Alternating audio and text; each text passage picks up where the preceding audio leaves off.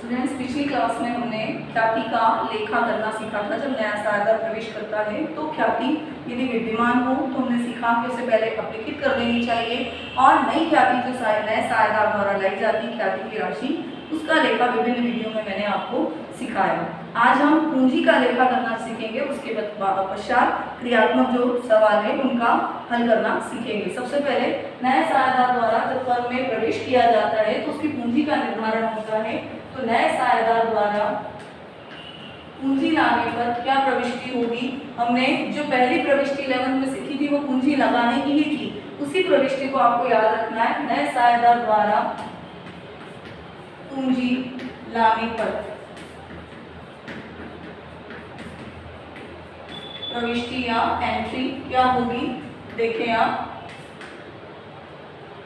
यदि वो नकद लाता है या संपत्तियों के रूप में लाता है तो कैश ऑब्लिक असेट्स, नकद लाया तो नकद डेबिट हो जाएगा क्योंकि आ रही है, और यदि असेट्स लाया तो असेट्स डेबिट हो जाएगी क्योंकि असेट्स व्यापार में आ रही है।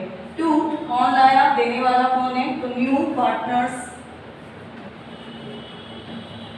Capital account. नरेशन बनेगी बिंग कैपिटल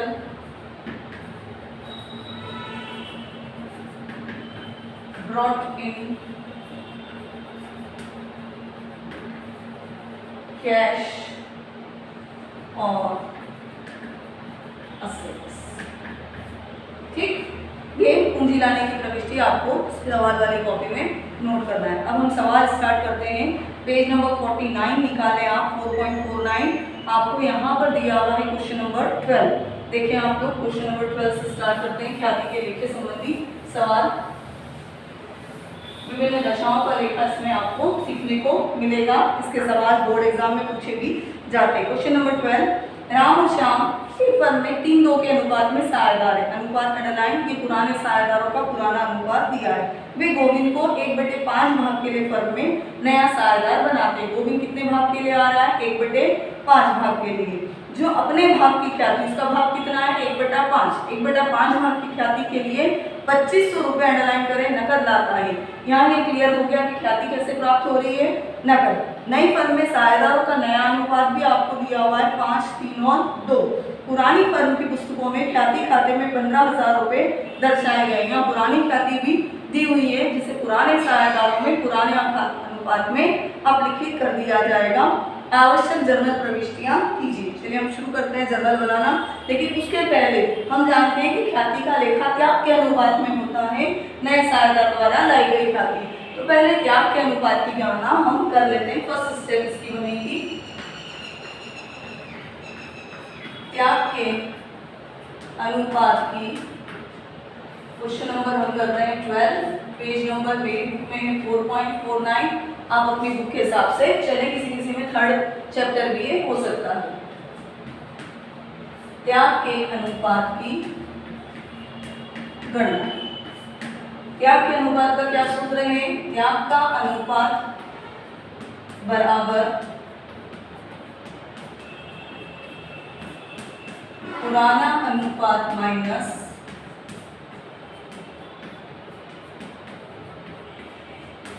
नया अनुपात।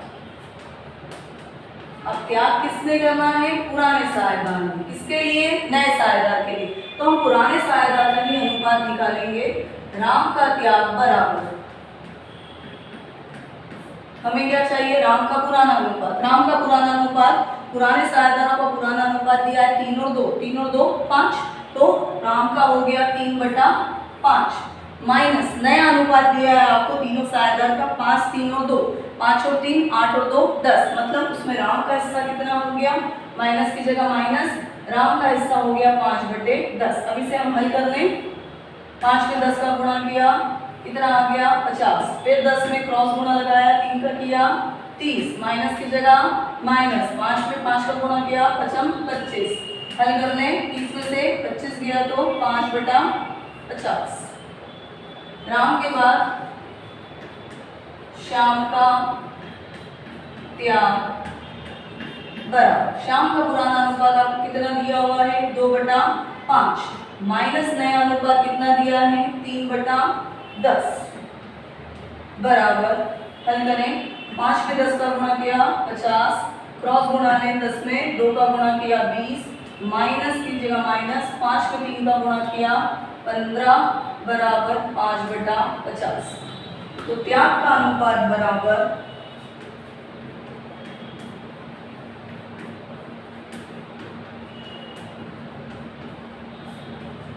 राम अनुपात श्याम कितना है 5 और 5, तो 5 अनुपात 5। ये ऐसे छोटा कर सकते हैं, दोनों किसी एक ही पाड़े से भाग दिए जा सकते हैं 5 से, तो 5 एकम 5, 5 एकम 5, मतलब ये कौन सा रेशो है इक्वल रेशो। आप जो ख्याति नया सायादार पुराने सायादारों को क्षतिपूर्ति के रूप में देगा उससे समान अनुपात में राम और श्याम में बांटेंगे। अब सेकेंड स्टेप हम लेंगे जर्नल प्रविष्टि की ख्याति का लेखा की। इसके लिए जर्नल का प्रारूप जो लास्ट ईयर आपको मैंने बताया था आप सबको याद होगा। जर्नल में कुल कितने कॉलम होते हैं 5, पहला डेट, दूसरे पर्टिकुलर्स, तीसरा एलए, चौथा डेबिट अमाउंट और पांचवा क्रेडिट अमाउंट। आपको जर्नल का प्रारूप खींचना है, आड़ी रेखा डबल, ये लाइन डबल करनी है आपको, मैंने पहले जैसे सिखाया था बिल्कुल वैसे ही।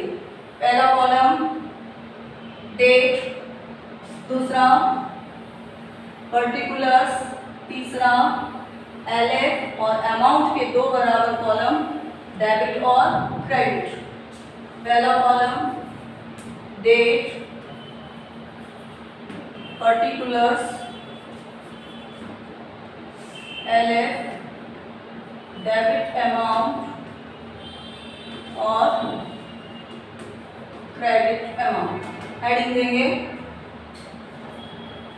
Journal entries in the books of new firm।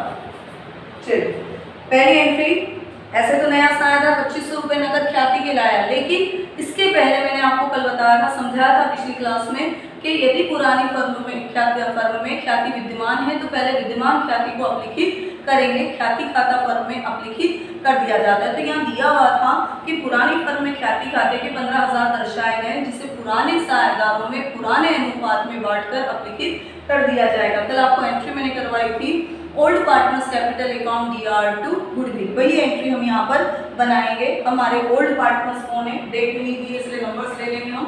1 number की एंट्री हमारी अपलेखन की राइट ऑफ की बनेगी। ओल्ड पार्टनर कौन कौन है, राम्स कैपिटल अकाउंट DR,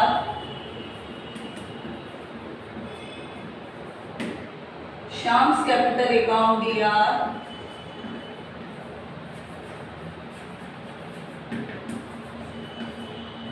हम अपलेखन किसका कर रहे हैं, ख्याति का।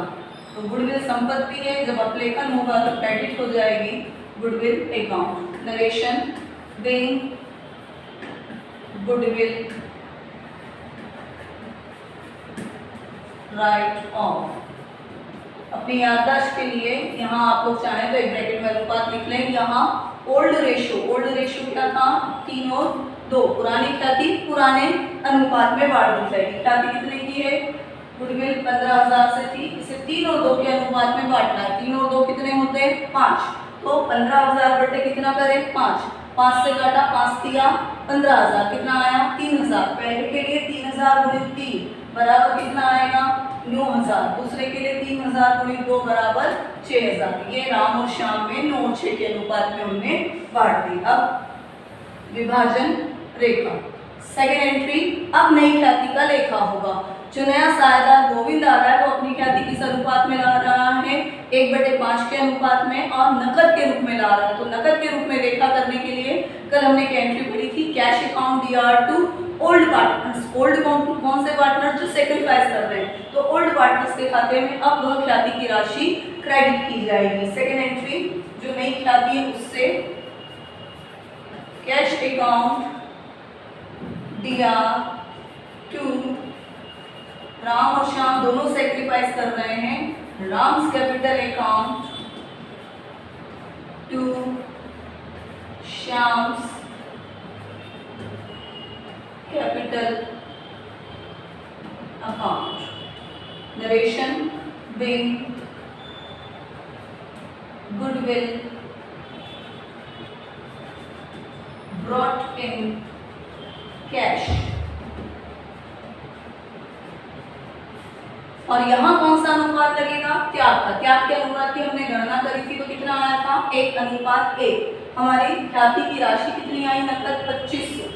ये राम और श्याम में किस अनुपात में बटेगी? समान। तो 2500 का आधा राम को देंगे और आधा श्याम को, तो वो कितना हो जाएगा? 1250 श्याम के खाते में, राम के खाते में क्रेडिट, 1250 श्याम के खाते में क्रेडिट। अब आप फिर विभाजन रेखा खींचकर क्या लगाएंगे? ग्रैंड टोटल, क्योंकि 2 ही एंट्री हमें बनानी थी और अंदर से ये रेखा क्या हो जाएगी हमारी? डबल।